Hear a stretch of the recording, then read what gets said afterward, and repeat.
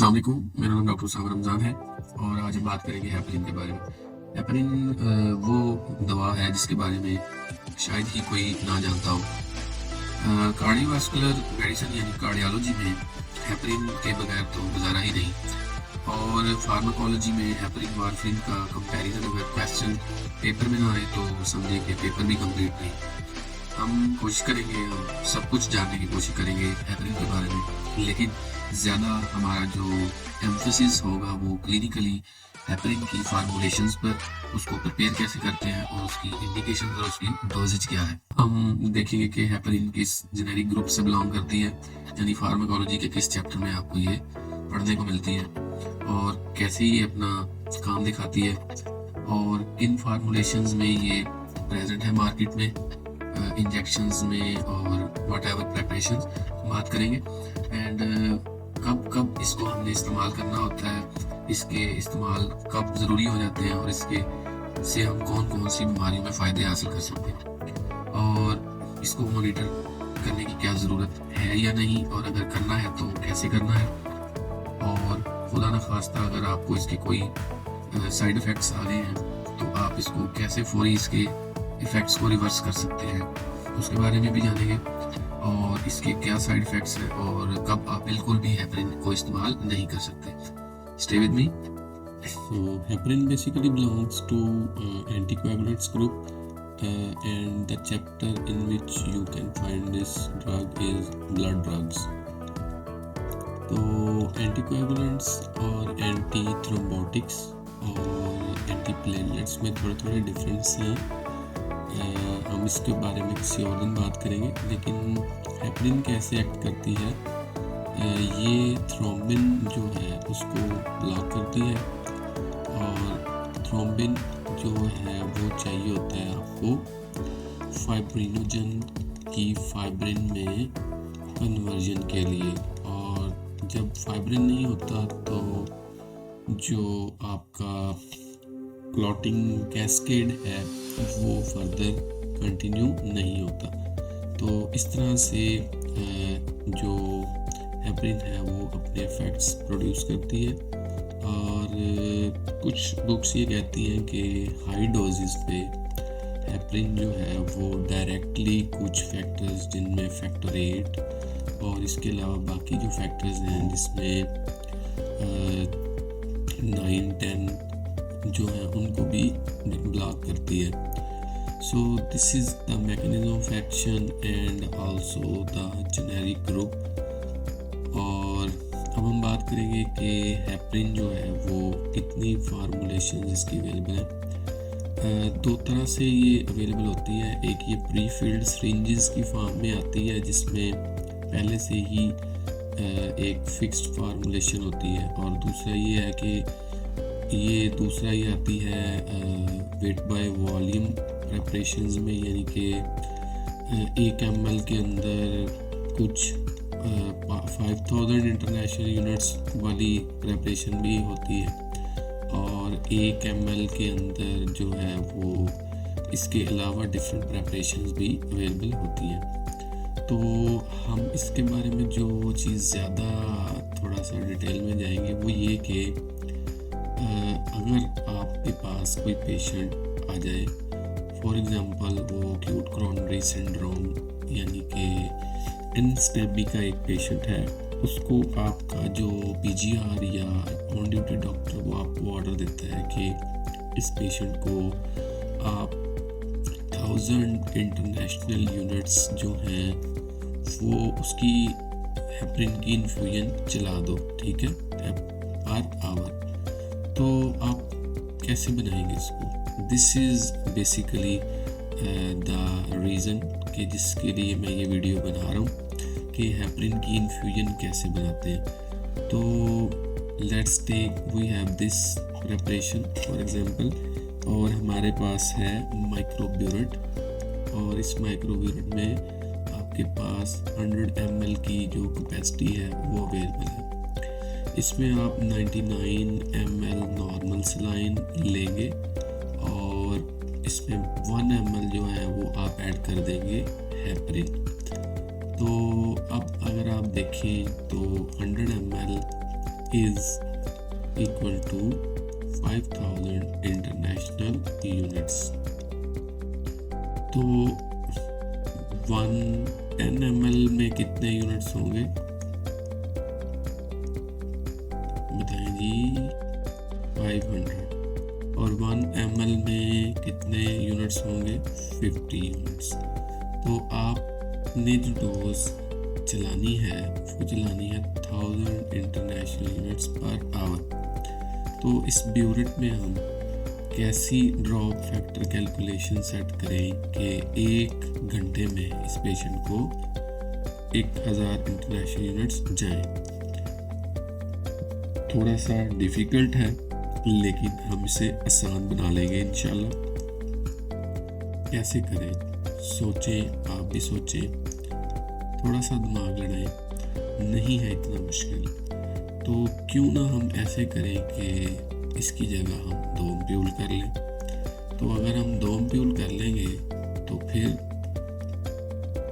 Cut the long story short, तो आपके 1 ml में कितने हो जाएंगे? 100 यूनिट्स हो जाएंगे भाई, 100 यूनिट्स. अब अगर आप पेशेंट के 10 ड्रॉप्स सेट करते हो तो 10 ड्रॉप्स जो हैं 1 मिनट में जब जाएंगे तो 10 ड्रॉप्स 1 घंटे में टेक्निकली 10 ml ही डिलीवर करेंगे. और 10 ml में आपके कितने यूनिट्स हैं? 1000 इंटरनेशनल यूनिट्स. It's simple. ये अब बहुत आसान हो गया. तो आपने कोशिश यही करनी है कि ड्रग्स जो हैं वो उनकी जो फार्मूलेशंस हैं उनको थोड़ा सा इस तरह से प्रिपेयर कर लें कि आपकी ड्रॉप फैक्टर ज़रा कैलकुलेशन सीधी हो जाए. तो इसमें हमने कुछ नहीं किया. दोबारा मैं ज़रा समराइज़ करता हूँ ताकि इजी हो जाए समझना कि हमने 2 ml हेपरिन जो है वो ली है और 98 ml नॉर्मल सलाइन में ऐड कर दिया उसको, और इसको हमने डाल दिया माइक्रो ब्यूरेट में. तो अब ये जो है आपका 100 ml टोटल जो सोल्यूशन बन गया. इसमें है आपके पास 10,000. ठीक है जी, 10,000 इंटरनेशनल यूनिट्स हैं हेपरिन के. और 10 ml में कितने हैं? 1000. तो हमने बात की थी कि सीधी बात है कि माइक्रो ब्यूरेट का जो ड्रॉप फैक्टर है वो 60 है.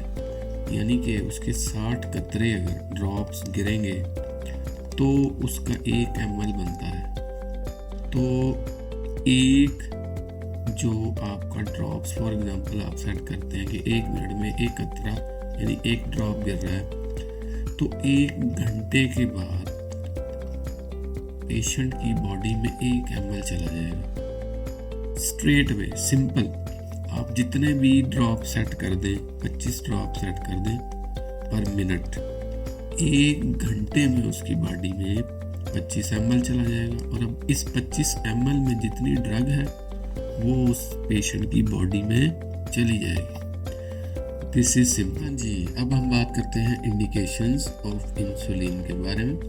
इंडिकेशंस को मैं थोड़ा सा समराइज कर देता हूँ ताकि इजी हो जाए आपके लिए इसको याद रखना भी.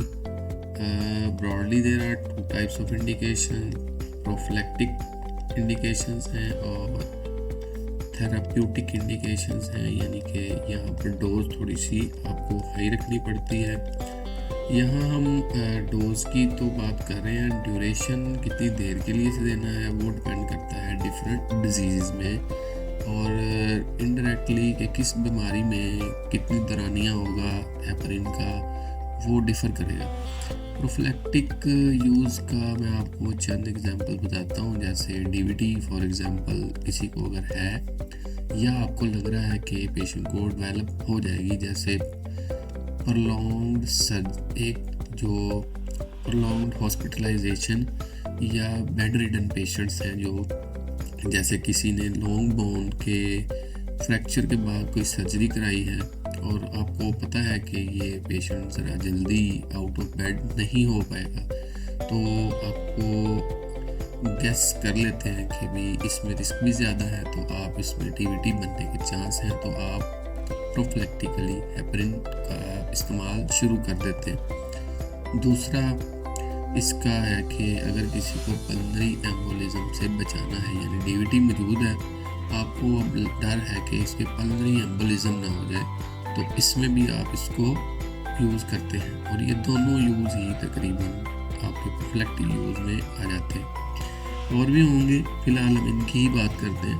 दूसरा थेरेप्यूटिक यूजेज में आपके पास एक्यूट कॉर्नरी सिंड्रोम यानी कि एनस्टेमी, और फिर